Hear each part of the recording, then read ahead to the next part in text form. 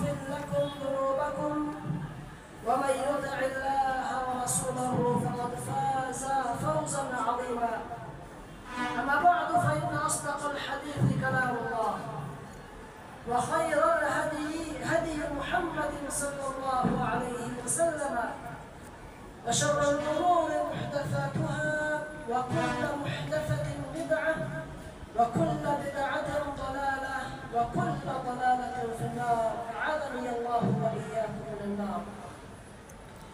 يقول الله تبارك وتعالى في محكم كتابه المجيد وفرقانه الحميد: سابقوا إلى مغفرة من ربكم وجنة عرضها السماوات والأرض أعدت للذين آمنوا بالله ورسله ذلك فضل الله يؤتيه من يشاء والله ذو الفضل العظيم.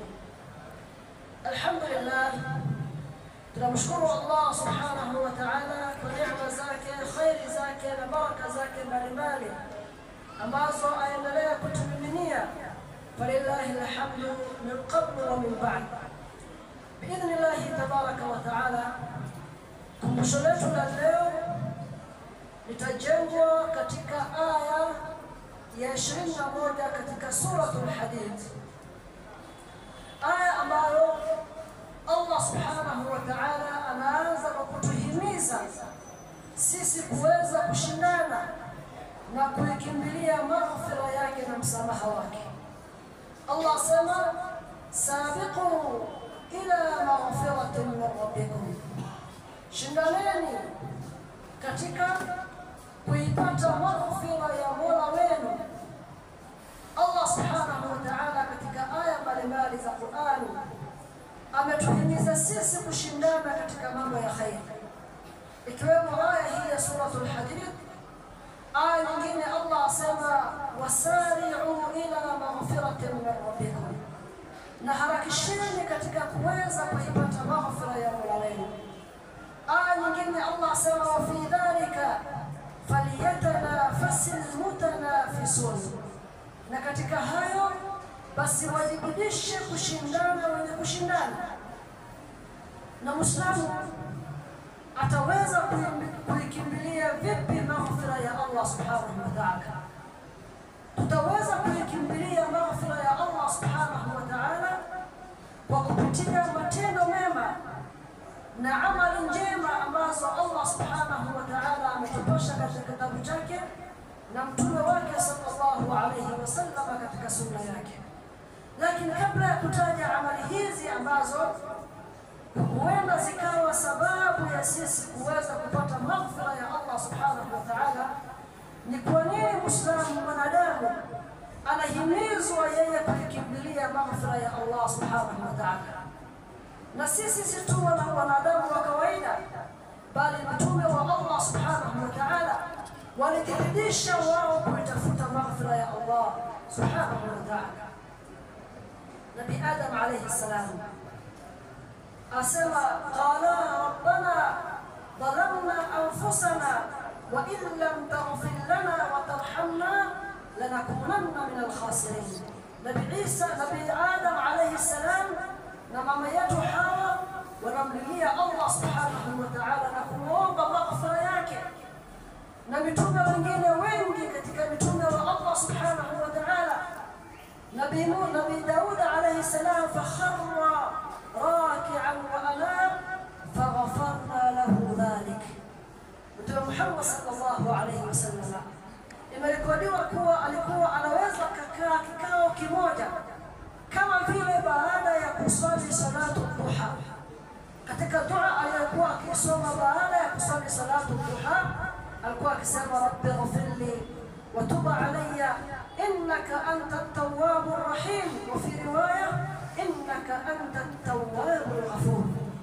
Kama ulikuwa ukisali duha mara nyingi katika siku zako na ulikuwa hakuna dua unayosoma baada ya duha, basi imepokewa kuwa Mtume sallallahu alayhi wasallam alikuwa akisoma dua hii kila anaposwali salatu duha, na akimuomba Allah subhanahu wa ta'ala maghfira na kufanya tauba Wakati mwingine masahaba wanasema tulikuwa tumehesabu mtume akisema takriban mara 100 akisema rabbi ighfirli wa tub alayya innaka anta at-tawwabur rahim. naye mtume sallallahu alayhi wasallam ni nani kumwomba Allah subhanahu wa ta'ala maghfira, hali ya kuwa Allah subhanahu wa ta'ala ashamhakikishia ya kuwa liyaghfira laka Allah ma taqaddama min dhanbika wa ma ta'akhkhar. Yeye hana madhambi, na hata labda yale ambayo yataonekana kuwa ni madhambi tayari Allah subhanahu wa ta'ala ashamsamehea. Lakini alikuwa ni mtu mwenye bidii mno kutakuwa kufanya vitu ambavyo kwamba vitaendelea kumhakikishia maghfira ya Allah subhanahu wa ta'ala, akisema afala akunu abdan shakura, je mimi nisiwe ni katika watu wa kumshukuru Allah subhanahu wa ta'ala. Allah amenijalia, akanifanyia, akanipa, akaniokoa, akanizuia, akanilinda, basi ni kwa nini nisimshukuru Allah subhanahu wa ta'ala kwa kufanya mambo ya khairi? Bali Mtume sallallahu alaihi wasallam ilikuwa katika mafunzo yake, masahaba wanapokuja kumtafutia au kumuulizia dua, Mtume sallallahu alaihi wasallam akiwaelekeza katika adhiya, dua ambazo kwamba zinataja maghfira ya Allah subhanahu wa ta'ala. Abu Bakr radhiyallahu anhu, Abu Bakr tunjua alikuwa ni sahaba ambaye alikuwa karibu sana na Mtume sallallahu alaihi wasallam kabla ya utume, wakati wa utume na hata baada ya utume. Ilikuwa ni Abu Bakr radhiyallahu anhu anakuja kusuluhisha mambo, anakuja kuambia masahaba hapa ni hivi, hapa ni hivi, mpaka walipoweza kumstiri Mtume sallallahu alaihi wasallam. Abu Bakr anakuja kwa Mtume sallallahu alaihi wasallam na ataka Mtume amwambie dua khassa, a specific dua, a special dua kutoka kwa rafiki yake mpendwa, dua ambayo Abu Bakr asema ad'u biha fi salati, dua ambayo tutakuwa naisoma ndani ya swala yangu. Mtume sallallahu alaihi wasallam anamfunza dua ambayo ni ya maghfira, anamwambia sema Allahumma inni dhalamtu nafsi dhulman kathira wa la yaghfiru adh-dhunuba illa ant faghfir li maghfiratan min 'indika warhamni innaka antal ghafurur rahim. Hii ni dua ambayo ndugu zangu lazima kila mmoja wetu aweze kuisoma, kujifunza na awe anaitumia ndani ya swala yake, kwa sababu ni zawadi aliyopewa Abu Bakr radhiallahu anhu na Mtume wetu sallallahu alaihi wasallam kuisoma ndani ya swala katika at-tahiyat, kwa sababu ndani ya at-tahiyat baada ya kusoma at-tahiyat lillahi ashhadu an la ilaha illa Allah utasoma Allahumma salli ala Muhammad wa ala ali Muhammad. Kuna dua zingine ambazo Mtume sallallahu alaihi wasallam amependekeza kama vile Allahumma ighfirli ma qaddamtu wa ma akhartu wa ma asraftu, ni dua ila usiana na istighfar. Kama vile Allahumma inni a'udhu bika min adhabi jahannam wa min adhabi al-qabr wa min fitnati al-mahya wal mamat ila akhir dua. Na dua hii aliyofunzwa Abu Bakr radhiyallahu anhu, Allahumma inni dhalamtu nafsi dhulman kathira, na ni dua ambayo mja anakiri makosa yake, anakiri udhaifu wake na upungufu wake mbele ya Mola wake ndani ya sala yake, na kumlilia Allah subhanahu wa ta'ala kumghufiria madhambi yake.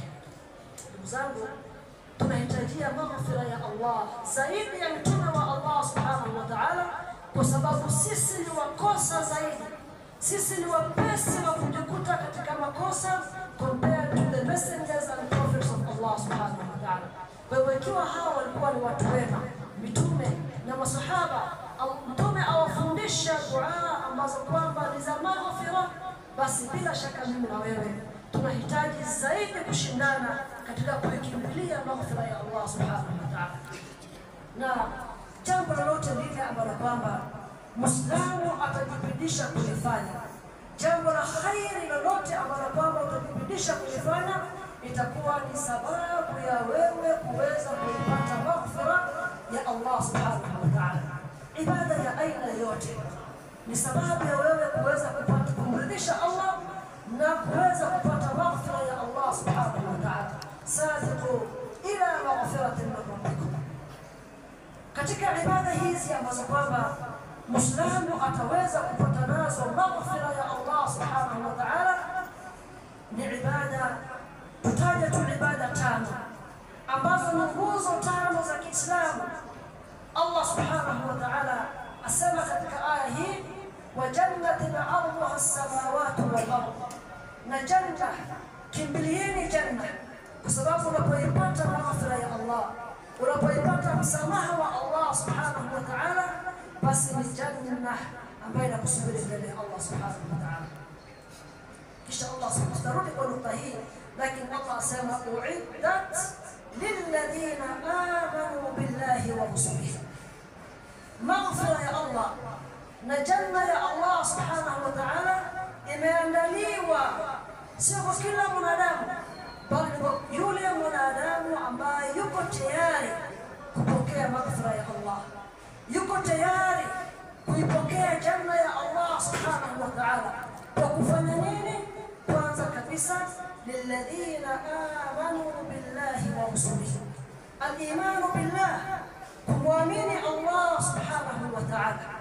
Na ndio maana Allah subhanahu wa ta'ala ametuleta hapa duniani, akatutunuku neema mbalimbali, akatujalia neema ya akili, neema ya uwezo wa kuweza kusoma na kuandika na kupambanua mambo na kufanya well informed decisions, ili mwanadamu aweze kumtambua Muumba wake, aweze kumtambua Mola wake, aweze kumwamini imani ya kisawasawa.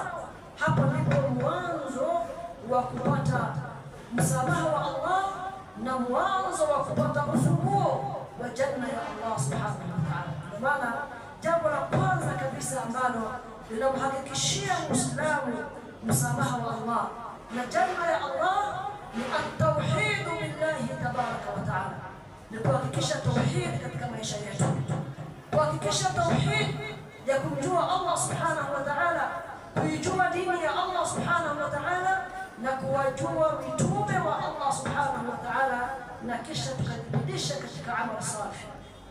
Ndio maana Allah akasema janna hii ambayo ameiandaa, msamaha ambao ako tayari kutoa, ni ya kina nani?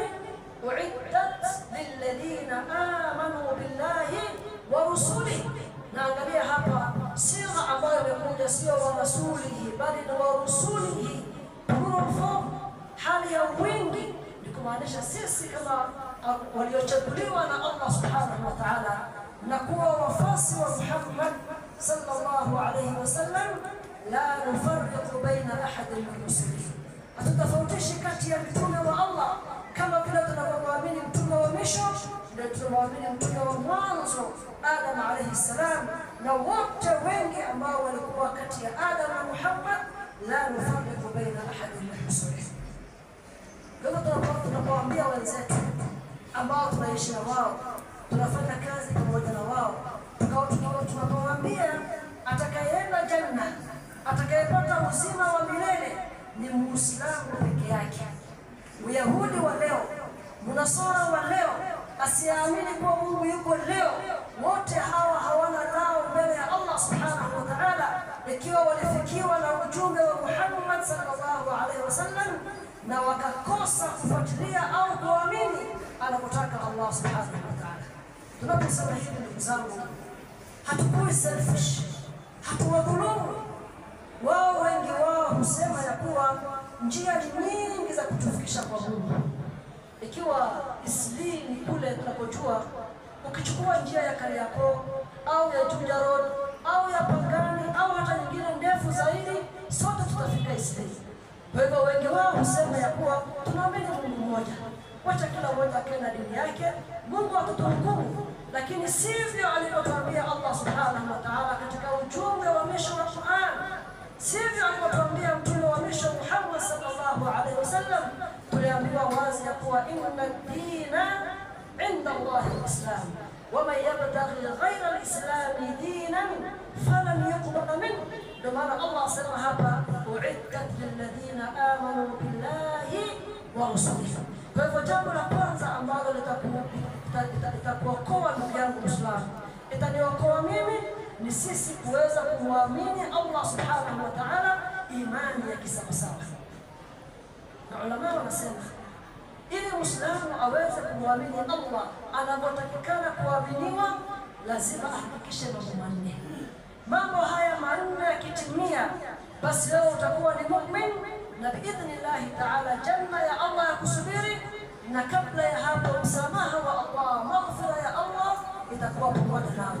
Jambo la kwanza, al-imanu biwujudi Allah tabaraka wa ta'ala, ni mtu kuamini ya kuwa Allah yupo, Allah subhanahu wa ta'ala yupo. Ukishaamini ya kuwa, if once you believe in the existence of God, that is a good beginning. Kwa sababu leo kuna wengi ambao wanadai hapa Mungu, kuna wengi ambao wanadai ya kuwa hakuna haja ya mambo ya dini, lakini sisi tuambiwa jambo la kwanza ambalo kwamba litamhakikishia mwanadamu uzima wake, maisha yake ya leo na kesho, ni yeye kuamini ya kuwa Mungu yuko. Akishaamini kuwa Mungu yuko, aamini ya kuwa huyu Allah ambaye yupo, yeye ndio Ar-Rabb. Tunaposema kila leo alhamdulillahi rabbil alamin, na Muislamu anapoamini ya kuwa Allah ndio Rabb, na Rabb maana ya moja kwa moja ni Mola, basi lazima ajue Mola huyu ana majukumu matatu. Jukumu la kwanza, yeye ndiye Muumba peke yake. Jukumu la pili, yeye ndiye mmiliki wa kila kitu. Jukumu la tatu, na yeye ndiye anaendesha mambo yote hapa duniani. Ar-Rabb maanahu al-Khaliq, al-Malik, al-Mutasarrif, al-Mudabbir al-Umur. Huyu ndiye Mola Allah subhanahu wa ta'ala. Ukishaamini Allah yupo na ukaamini ya kuwa Allah ndiye Muumba, mmiliki, mwenye kuendesha kila kitu, tayari hapo imani yako imejengeka, na imani yako iko na the right direction, inamwelekea Allah kwa kila jambo, kwa sababu wajua kila kitu ni chake, kila tulicho nacho ni chake. Ndio maana Muislamu anapofariki au anapopata msiba tunasemaje? Inna lillahi, sote we all belong to Allah. Kwa hivyo Muislamu anakiri kuhusiana na rububiyatullah, uungu wa Allah subhanahu wa ta'ala. Jambo la tatu, baada ya kuamini Allah yupo, Allah ndiye Mola, jambo la tatu ni kuamini ya kuwa Allah ana majina mazuri na sifa njema ambazo amejiita yeye na kuitwa na mtume wake sallallahu alaihi wasallam. Muislamu akatumia sifa hizi njema na majina haya mazuri kumuita na kumsifu Allah subhanahu wa ta'ala. Na jambo la nne ambalo ndio muhimu zaidi, Muislamu kuamini ya kuwa Allah subhanahu wa ta'ala ndiye anayestahili kuabudiwa peke yake, kisha akajibidisha kumwabudu Allah subhanahu wa ta'ala kama anapotaka kuabudiwa. Muislamu akihakikisha mambo haya manne, basi fa innahu qad amana billahi tabaraka wa ta'ala haqqa al-iman, kisha afatilize na nguzo zingine za imani zilizobakia. Kwa hivyo jambo la kwanza ambalo tupatia maghfira ya Allah ni at-tauhid. Jambo la pili ambalo tupatia maghfira ya Allah ni as-salat. Anaposema Mtume sallallahu alaihi wasallam, was-salatu ila as-salat mukaffiratun lima bainahuma idha jitanibat al-kaba'ir. Mtume atuambia kila Muislamu anaposali sala moja na kufanya baadhi ya mambo kisha akasali sala ya pili, basi biidhnillah ta'ala sala hizi zitakuwa ni sababu ya yeye kusamehewa madhambi zake. Ndio maana ndugu zangu, ibada hii ya swala tunafaa kuipatia hadhi na ustahiki, hasa ibada ya salatul jumu'a. Na leo ukienda katika misikiti mingi, alhamdulillah hapa kwetu hali ni nzuri kiasi, lakini ukienda misikiti mingi imam atapanda mimbar na labda nusu ya wale ambao wanafaa kusali pale hawapo. Na lau imamu atapitisha hotuba yake na dakika 5-3, kwa kwanza labda watakaokuwa kutoa malalamishi ni wale waliokuja misho. Mbona hatuna raghba na sala zetu? Unaposoma vitabu vya wema waliotangulia, bali hata baadhi ya wazee wetu tu miaka za nyuma watakwambia siku ya Ijumaa ile shaira, ile alama ya Uislamu ilikuwa inaonekana. Uislamu umevaa smart na wanaelekea msikitini mapema mno, katika mambo ambayo tunafaa kushindana katika zama zetu za leo, ambapo shughuli zimekithiri, ni kwenda msikitini mapema kwa kila swala, hasa salatu al-jumu'a. Na Mtume sallallahu alaihi wasallam ametuhimiza kufanya hivyo kwa kututajia thawabu ambaye Muislamu anayeenda mwanzo, Muislamu anayeenda katikati, Muislamu anayefika msikitini mwisho, aina ya thawabu ambayo tutapata. Kwa hivyo biidhnillah tunabidisha katika ibada hii. Ibada nyingine ambayo Muislamu atapata mbele itakuwa ni sababu ya kufutiwa madhambi ni ibada ya as-siyam. Na kuna hadithi nyingi zaonyesha kama anasema Mtume sallallahu alaihi wasallam, man sama Ramadhan imanan wa ihtisaba ghufira lahu ma taqaddama min dhanbi, madhambi yatasamehewa. Katika ibada za kusamehewa madhambi ni az-zakat, sadaqa, Muislamu kutoa kwa ajili ya Allah subhanahu wa ta'ala na kuwakumbuka wasiojiweza, kusupport amali za khairi, shughuli za da'wa kama vile kumaintain msikiti kama huu. Muislamu akawa anatoa sadaka zake. Mtume anasema as-sadaqatu tudfi'u al-khati'ata kama yudfi'u an-nar, kama yudfi'u al-ma'u an-nar. Sadaqa Muislamu anayotoa inazima ghadhabu ya Allah subhanahu wa ta'ala, inakuwa ni sababu ya Muislamu kusamehewa madhambi yake, na inakuwa ni shade, kivuli kesho Muislamu anapokutana na Allah subhanahu wa ta'ala. Na haji anaposema Allah subhanahu wa ta'ala, anaposema Mtume sallallahu alaihi wasallam ya kuwa Muislamu anapoenda haji na kurudi, anarudi ni kana kwamba siku alipozaliwa na mama yake, kumaanisha madhambi yake yamesamehewa. Kwa hivyo ibada hizi alizotuamrisha Allah subhanahu wa ta'ala ni sababu kubwa ya sisi kuweza kupata msamaha wa Allah subhanahu wa ta'ala. Bali Mtume wetu sallallahu alaihi wasallam ametufundisha dhikri muhimu ambayo ulama wanaita kuwa ni sayyidul istighfar, kuwa ni dhikri ambayo ni bora zaidi Muislamu kuitumia katika kutafuta maghfira wa Allah subhanahu wa ta'ala, ambaye ni Allahumma anta rabbi la ilaha illa anta khalaqtani wa ana 'abduk ila akhir hadha ad-du'a. Ikiwa Muislamu hajui dua hii ya sayyidul istighfar, lazima ujibidishe kuweza kuijua, kuihifadhi na kuitumia katika dhikri zako za asubuhi na jioni. Tunajifunza iwe tunasoma dhikri hii kila siku asubuhi baada ya salatu al-fajr mpaka jua kuchomoza, na pia jioni baada ya asr kabla ya jua kuzama. Hii ndio nyakati ya adhkar sabah na masaa. Muislamu kutumia dhikri hii ya sayyid al-istighfar katika at least kwa siku mara mbili, asubuhi na jioni. Biidhnillah ta'ala tunamwomba Allah subhanahu wa ta'ala atujalie miongoni mwa wale ambao watapata maghfira yake hapa duniani na janna yake kesho akhira. Barakallahu li wa lakum fil Qur'an al-azim wa nafa'ani wa iyyakum min al-ayati wal mawa'id.